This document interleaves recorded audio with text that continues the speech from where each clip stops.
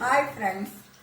இப்போ சமீப காலமாக நம்ம மக்கள்கிட்ட ஒரு விழிப்புணர்வு வந்திருக்கு. என்னன்னா, குடியிருப்புக்கு நடுவில் கிணறுகள் இருந்தால் நம்ம எங்கள் வீட்டு பிள்ளைங்க அதுக்குள்ளே விழுந்துடுறாங்க, அது சுத்தம் இல்லாமல் இருக்கு அப்படின்லாம் இடையில சொல்லிக்கிட்டு இருந்தாங்க. இப்போ அதெல்லாம் நிறுத்தி அதுக்கு மேலே இரும்பு வலை போட்டு கொடுங்க அப்படின்னு கார்பரேஷன்ல கேட்குற அளவுக்கு விழிப்புணர்வு ஆகி வந்திருக்காங்க.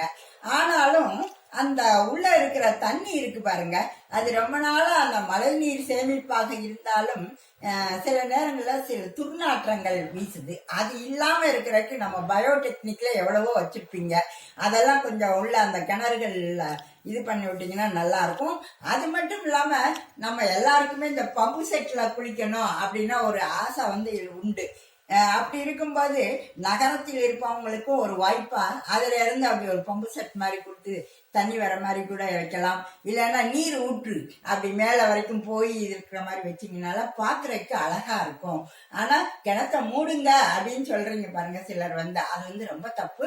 அதனால உங்க வீட்டு கட்டட கழிவுகள் எல்லாம் உள்ளத்துக்கு சில இடங்கள்ல போடுறாங்க, அது இனிமே தயவு செஞ்சு செய்யாதீங்க.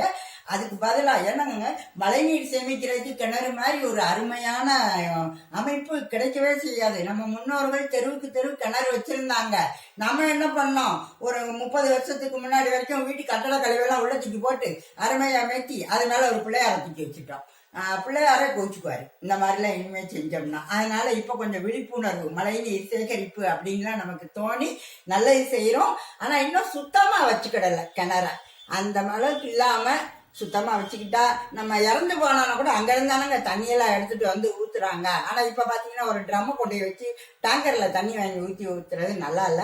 அந்த மண்ணுக்கும் நமக்கும் ஒரு தொடர்பு இருக்கணுங்கிறக்க அந்த கிணறுகளை பத்திரப்படுத்த வேண்டியதும் நம்மளுடைய இதுதான். அது மாதிரி என்ன செய்யலாம் பயோடெக்னிக்ல அந்த உள்ள இருக்க தண்ணி நாராம இருக்கிறதுக்கு அப்படிங்கிறத செயல்படுத்தினீங்கன்னா இன்னும் மழைநீர் சேமிப்புக்கு மிகவும் நன்றாக இருக்கும் அப்படிங்கிறது என்னுடைய இதுங்க. ஓகே, பாய்.